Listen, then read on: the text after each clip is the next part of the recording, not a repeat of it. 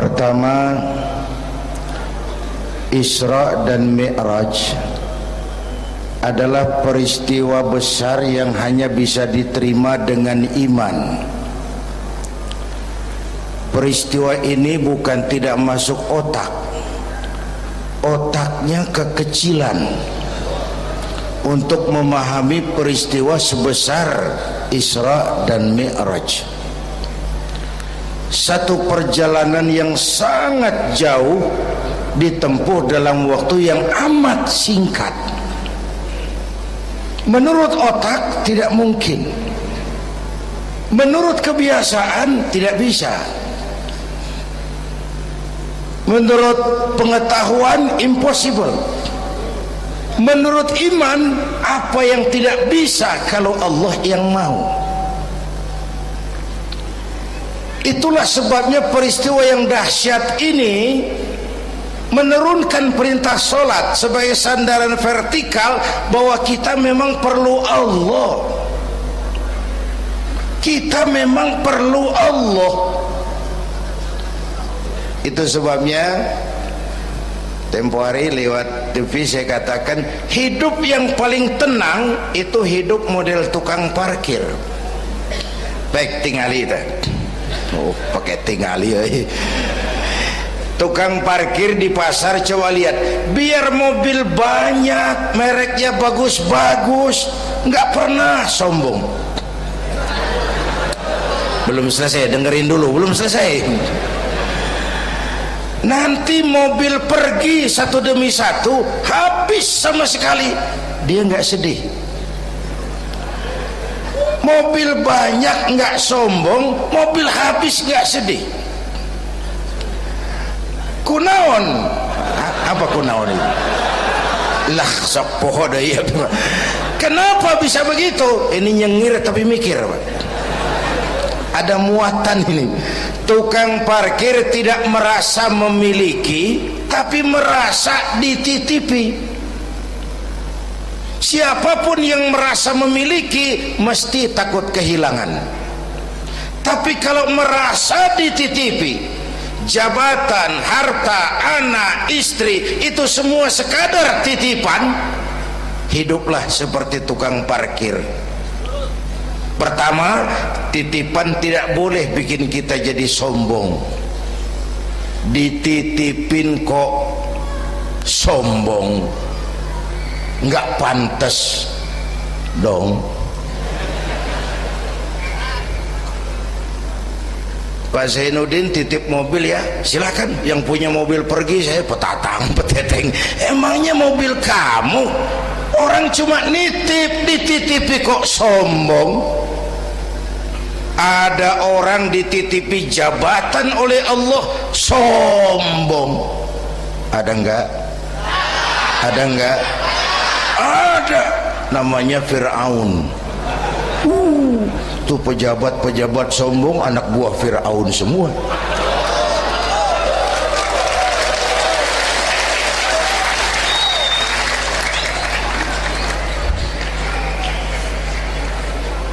Ada orang dititipi harta oleh Allah jadi orang kaya, sombong. Mentang-mentang kaya sama tetangga nggak mau kenal. Mentang-mentang kaya orang lain kecil semua. Mentang-mentang kaya jalan nggak nginjak tanah. Kuntilanak. Dititipin kok sombong, nggak pantas dong. Satu. Yang kedua, titipan harus dijaga baik-baik. Kalau tidak dijaga bisa rusak. Kalau rusak yang nitip marah. Yang nitip marah. Pak, saya mau ngaji, titip sepeda motor, silahkan. Selesai pengajian sepeda motor diambil, kaca spionnya pecah, knalpot hilang, bemper penyok. Marah nggak? Saya kan nitip, kenapa nggak dijaga? Apa bedanya? Allah nitip anak 3 orang di rumah kita, nggak dijaga. Yang satu mabuk, yang satu judi, yang satu ngerampok.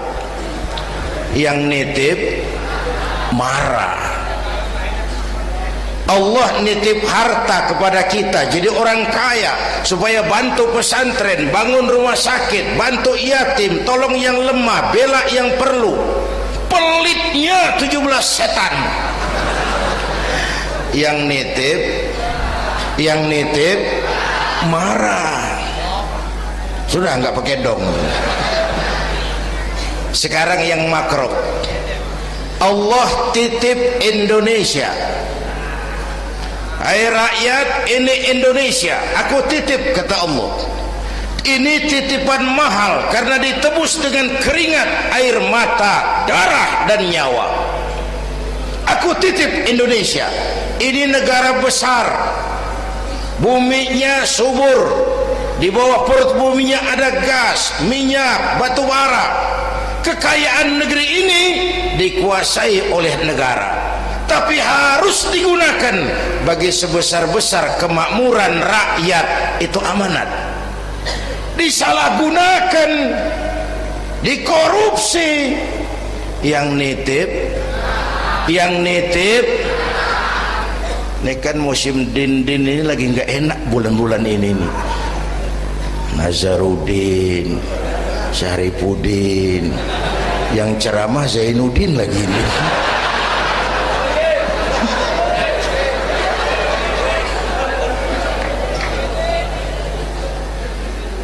Yang nitip marah. Kalau yang nitip marah, dia suruh makhluknya yang lain negur kita. Makhluknya yang lain diperintah negur kita. Siapa? Merapi, Batuk, Bromo muntah, Semeru demam, Anak Krakatau menggigil, angin puting beliung, banjir di mana-mana, gempa, longsor, hujan es. Kebayoran hujan es. Tetangga saya udah nyiapin sirup mau hujan es. Innalillahi wa inna ilaihi rajiun. Angin teh makhluk, Mang. Air makhluk, gunung makhluk. Tidak mungkin makhluk bergerak sendiri. Eta teh Merapi teh demo, Mang, demo. Kalau kita rakyat kecil demo, Satpol PP turun. Kalau Merapi demo, siapa yang mau ngademin? Mbah Marijan. Selesai. Mbah Marijan udah kumpul sama Mbah Surip di alam barzah tuh. Udah rapat saya dengar. Kata Mbah Surip, tenang saja Mbah Marijan, tak gendong, aman sudah.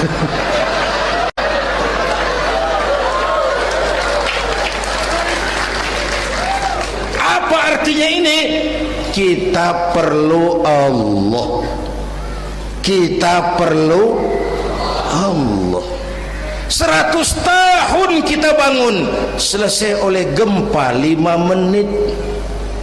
Itu Jepang, negara maju, dihantam gempa, lumpuh 9,2 Richter. Belum selesai tsunami, gelombang laut 10 meter naik ke darat.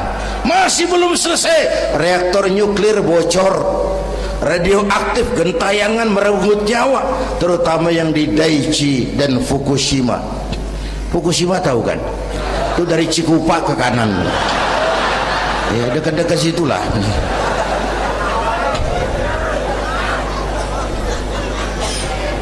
Kita perlu Allah. Paingan, apa paingan? Pantesan lah. Pantesan orang yang paling bersih hatinya Rasulullah, orang yang paling baik akhlaknya Rasulullah, orang yang sudah dapat jaminan ampun atas segala dosa Rasulullah. Tapi baginda Rasul kalau sholat malam bengkak kakinya karena rajin sujud. Saya perlu Allah. Dosa sudah diampuni, akhlak paling baik, hati bersih, tapi kalau sholat malam kakinya bengkak karena rajin sujud. Allahumma sholli alaihi. Saya tahu di pasar Kemis juga banyak yang kakinya bengkak.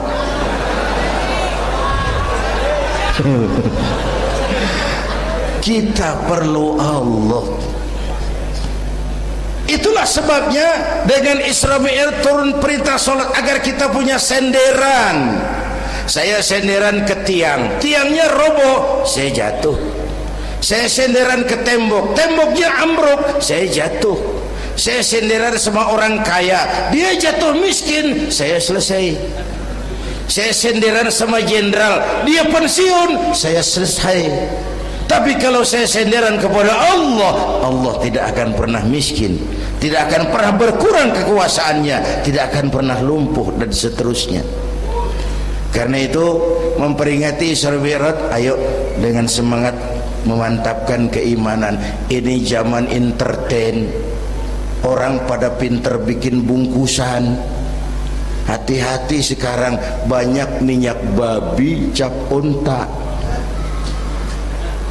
Sekarang ini kiai sama dukun tipis bedanya. Tuh kalau muncul di TV kadang-kadang kita bingung, kiai apa dukun sih? Pemburu hantu pakai sorban, ntar kiai gue suruh pakai helm. Atribut aja udah kacau sekarang. Ini zaman entertain, orang pandai bikin bungkusan.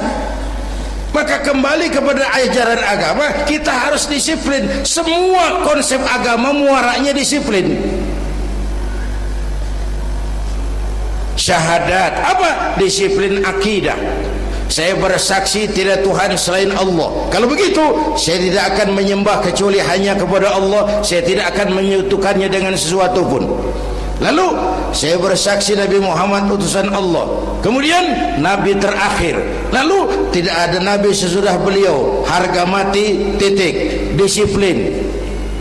Berapa kali kita sudah dibohongi Nabi pandemi palsu? Mulai dari Ahmad Musodik, ya, pelatih badminton jadi Nabi. Innalillahi wa inna ilaihi raji'un. Dapat wahyu di Bogor. Padahal di Bogor biasanya orang dapat talas itu, dapat wahyu. Ditangkap polisi 4 tahun dihukum. Selesai dia Rancai Kek Bandung, namanya Sayuti, tukang cukur. Ngaku dapat wahyu jadi nabi lagi, dan anehnya ada aja yang ikut.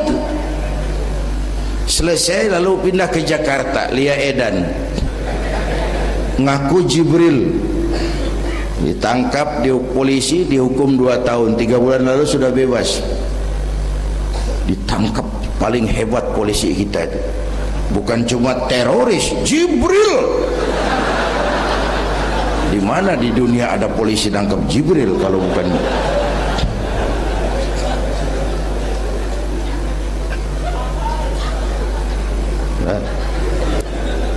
Terakhir yang aneh lagi, menurut catatan Bakor Pakemnya Kementerian Agama RI, antara Cirebon Losari, batas Jawa Tengah Jawa Barat, itu muncul agama baru namanya agama Jasun, agama Jawa Sunda, Jasun.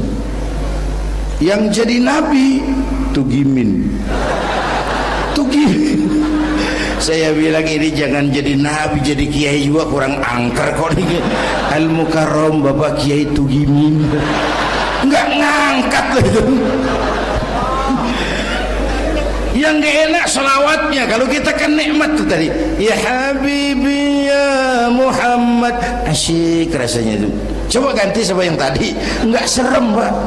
Ya Habibi ya Tugimin, nggak enak tuh, nggak enak. Saudara-saudara, di Isra Mi'raj ada potret. Ketika di Masjidil Aqsa, malaikat Jibril datang nemui baginda Nabi, bawa 2 gelas minuman, arak, susu. Ya Muhammad, pilih, ambil, minum. Mantap, tidak ragu-ragu, Nabi mengambil gelas yang isinya air susu. Dengan bismillah beliau minum.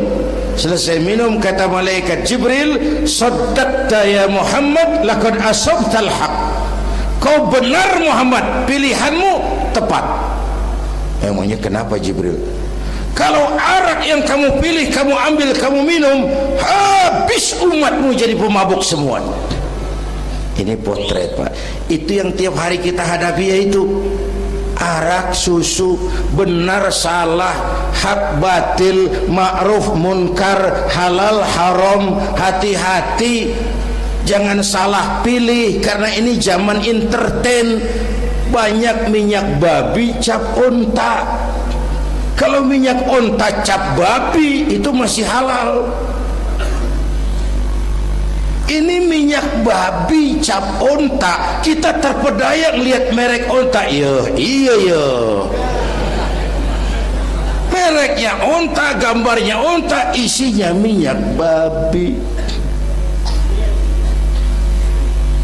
Berapa bulan yang lalu ada penyanyi pencipta lagu mati, namanya Ari Bowo. Masih ingat lagunya?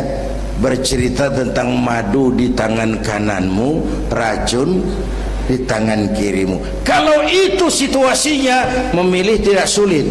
Kenapa? Alamat jelas, madu di kanan, racun di kiri. Masa ambil yang di kiri? Goblok amat. Si amat saja tidak goblok. Sekarang ini alamat dibikin samar. Madu di mana, racun di mana tidak jelas. Lebih celaka lagi sekarang, banyak racun bermerek madu.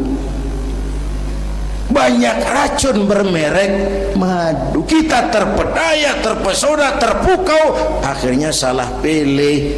Maka resepnya, jangan jauh dari ulama, makmurkan majelis taklim. Ini zaman entertain, orang pandai bangun pencitraan. Tuh, satu hal pertama yang ingin saya sampaikan. Iya, saya lihat jam doang. Sampai pagi, Beb. Yang kedua, ketika perjalanan dimulai, ada suara dari sebelah kanan, Muhammad berhenti sebentar. Jangankan berhenti, menoleh saja tidak. Kanan selamat dari kiri, Muhammad berhenti sebentar, menoleh pun tidak. Kanan kiri selamat dari arah depan. Ada perempuan tua, pakaiannya menyolok, lipstiknya tebal, nenek-nenek pakai blue jean. Muhammad berhenti sebentar, menoleh pun tidak. Sudah lewat, kata malaikat Jibril, untung kamu tidak menoleh Muhammad. Kenapa Jibril? Panggilan kananmu Yahudi, kalau kamu menoleh umatmu cenderung Yahudi. Panggilan kirimu Nasrani, kalau kamu menoleh umatmu gandrung kepada Nasrani.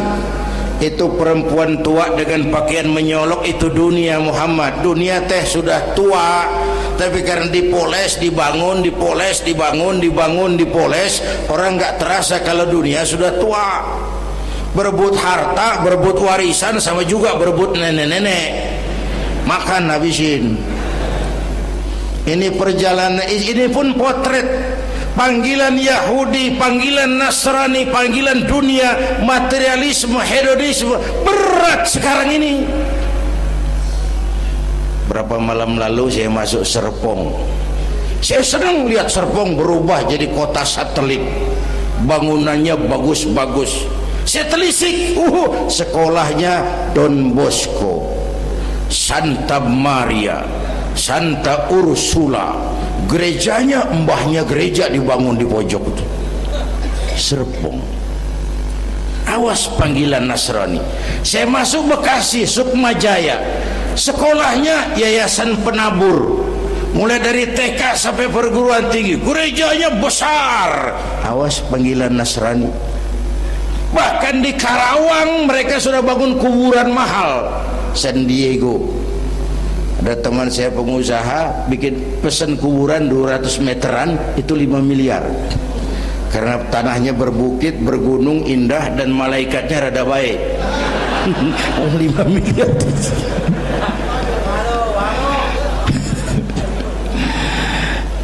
Panggilan Yahudi, siapa membantah? Yahudi itu menguasai ekonomi dunia. Di Amerika itu tidak ada orang bisa masuk gedung putih jadi presiden tanpa dukungan Yahudi. Menentukan. Bahkan roda ekonomi dunia sekarang ini diwarnai oleh Yahudi. Israel itu Amerika kecil, Amerika itu Israel besar.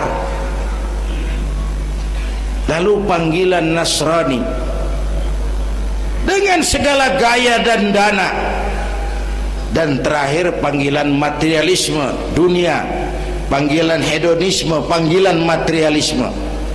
Menghadapi panggilan-panggilan ini, ayo kita umat Islam luruskan saf, rapatkan barisan, jangan jauh dari ulama, makmurkan majelis taklim. Itu yang kedua. Yang ketiga, Haram Aqsa ini perjalanan vertikal katanya. Aqsa Aras ini perjalanan vertikal. Haram Aqsa perjalanan horizontal. Aqsa Aras perjalanan vertikal. Hablum minan nas, hablum minallah. Isra Mi'raj mau ingatkan kita, semua kita perantau di dunia ini. Perantau harus pulang. Orang yang selesai merantau di dunia disebut telah pulang ke rahmatullah. Kenapa pulang? Perantau, nggak boleh netep. Bodoh kalau ada perantau, tahu perantau tapi nggak pernah mikirin pulang. Dan saya mau bilang, orang pulang sebenarnya enak, Pak. Ayo contoh beberapa soal etimologis. Waktu SD dulu ada pelajaran yang kita nggak suka, gurunya galak. Pas pelajaran dia pengumuman, bapak guru tidak masuk sekolah, anak-anak boleh pulang. Seneng nggak? Seneng nggak? Kenapa seneng? Karena boleh pulang. Orang pulang seneng. Contoh lagi, Lebaran masyarakat pulang mudik, seneng nggak? Kenapa seneng? Pulang. Orang pulang seneng. Sekarang selesai hidup di dunia, kita pulang kepada Allah, seneng nggak? Ragu-ragu, mau bilang seneng takut besok gitu. Mestinya seneng dong pulang. Apa yang bikin pulang yang satu itu kok berat? Kelihatannya dua. Pertama, kita ini sering mencintai sesuatu berlebihan, berakar di hati. Datang saat pulang tidak siap menghadapi perpisahan. Ada yang bergantung di sini, pulang jadi berat. Kalau cinta Allah sepenuhnya, cinta alam seperlunya, pulang enak.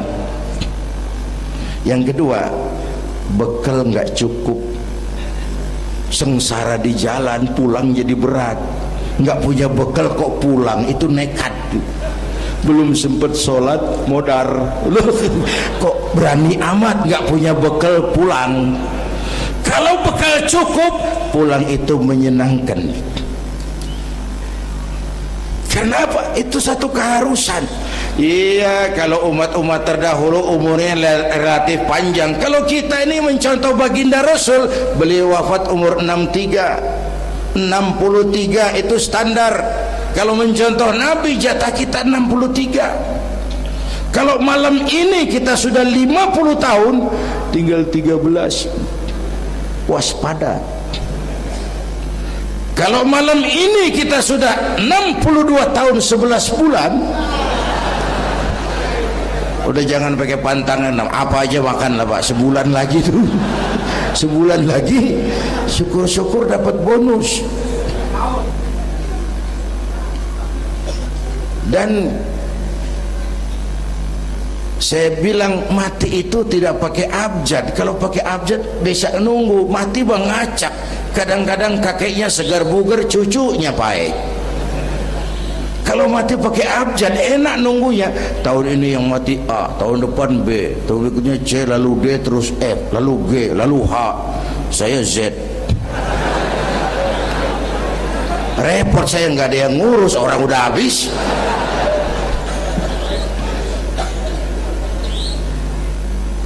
Bapak Ibu hadirin, malah aneh, jam 6 pagi sopirnya mati, jam 10 siang 4 jam kemudian Mbah Suripnya yang mati.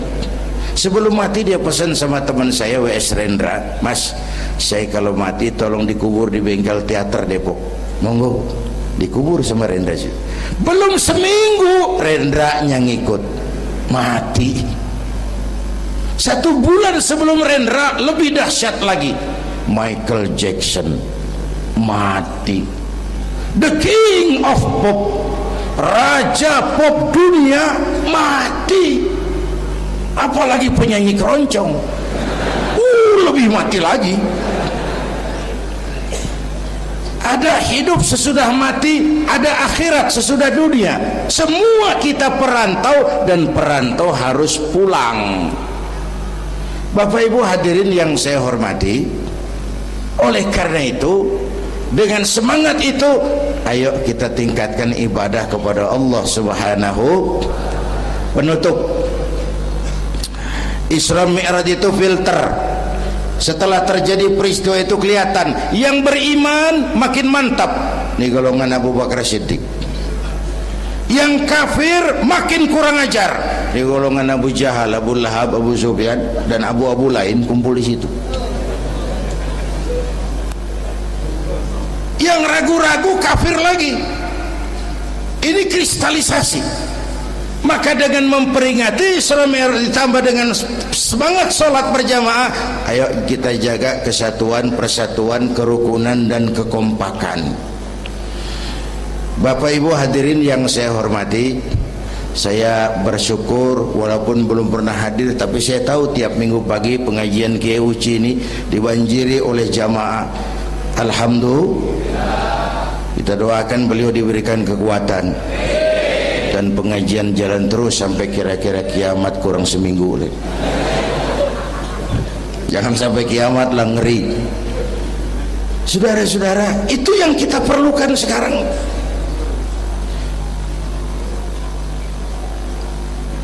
Menjaga semangat kebersamaan seperti diajarkan di masjid ini. Coba baik tinggali akhlak masjid.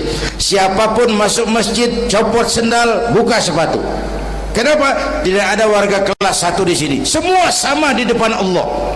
Ini masyarakat yang mau kita bangun. Lurah masuk masjid, buka sepatu, rah. Camat masuk masjid, buka sepatu, mat. Wali kota masuk masjid, buka sepatu. Ini Pak yang ngomong, dia tuh sembarangan tak.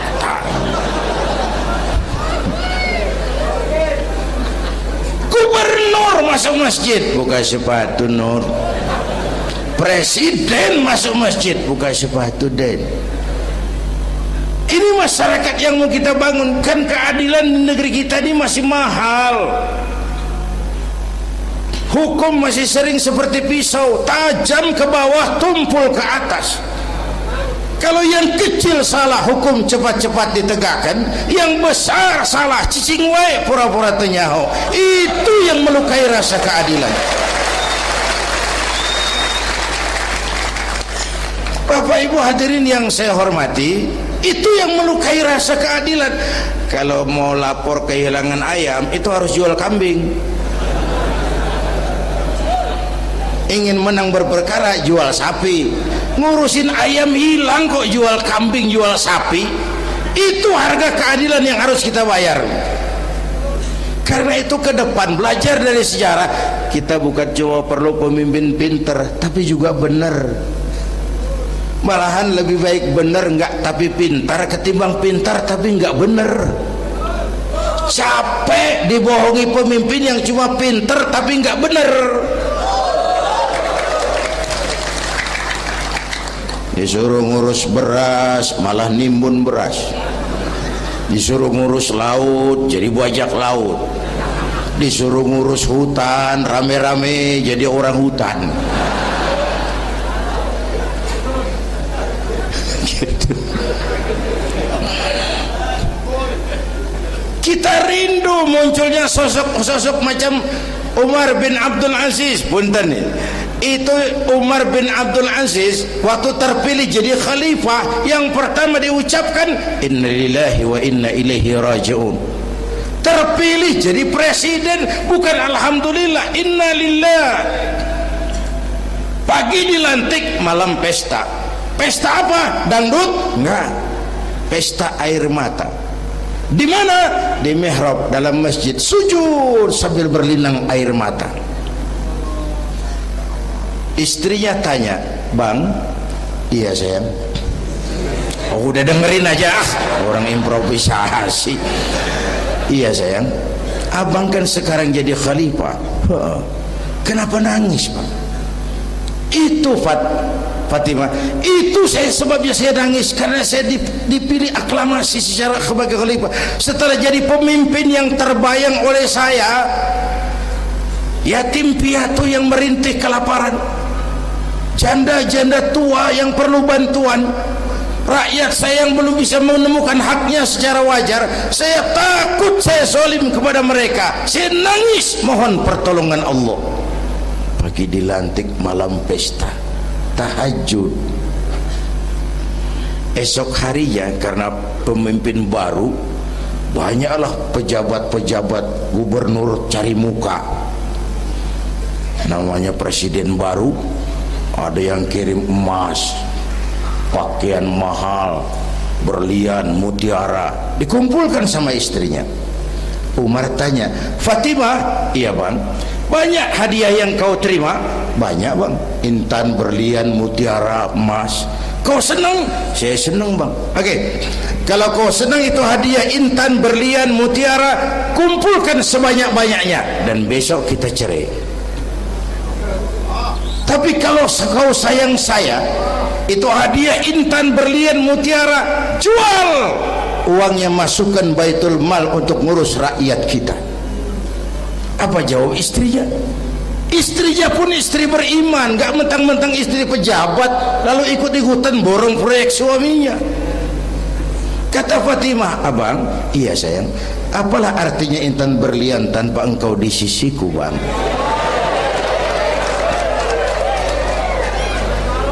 "Jual sajalah, jual untuk ngurus kepentingan rakyat. Yang nyata-nyata hadiah pribadi dijual ngurusi rakyat. Jangan yang sudah nyata-nyata milik rakyat masih disunatan."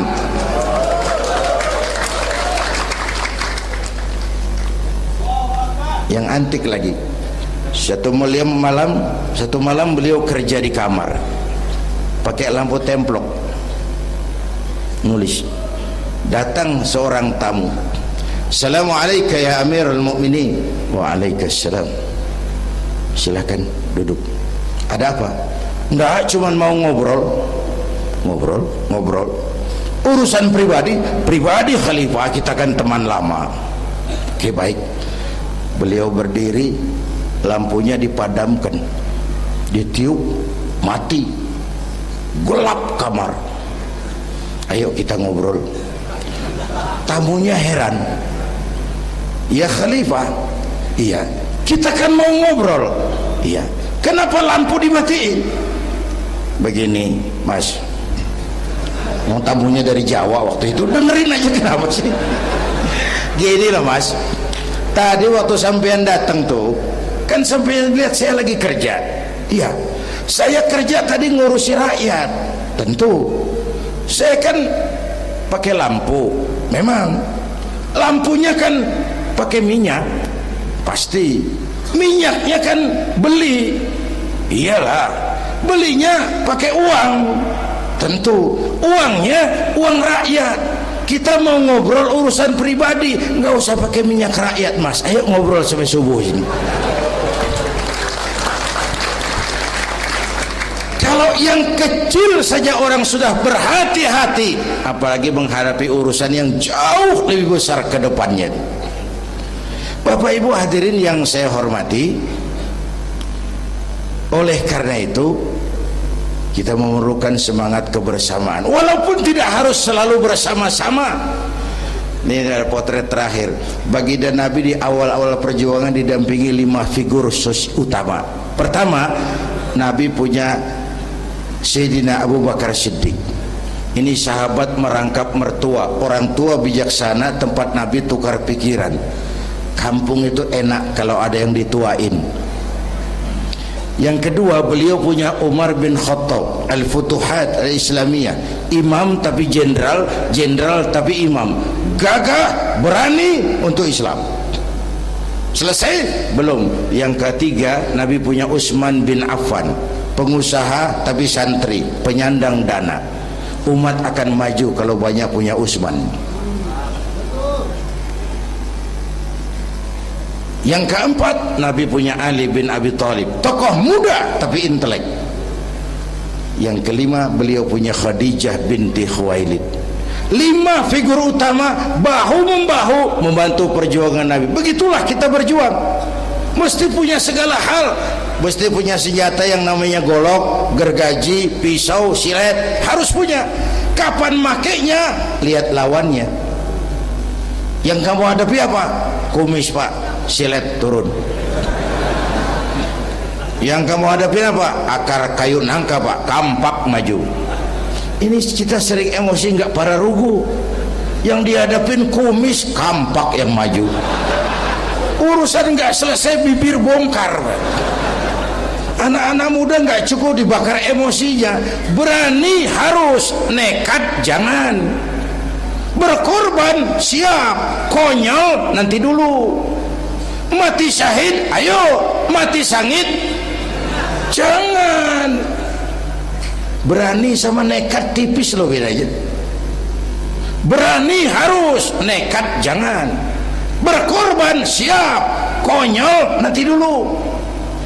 Bapak Ibu hadirin yang saya hormati, dengan semangat kebersamaan saya yakin kita bisa berbuat lebih banyak. Inilah barangkali sekelumit ikut tasyakur saya, mudah-mudahan ada manfaatnya buat kita semua. Lebih kurang mohon maaf. Usikum wa iyaya bitaqwallah. Aqulu qawli hadza wassalamu alaikum warahmatullahi wabarakatuh.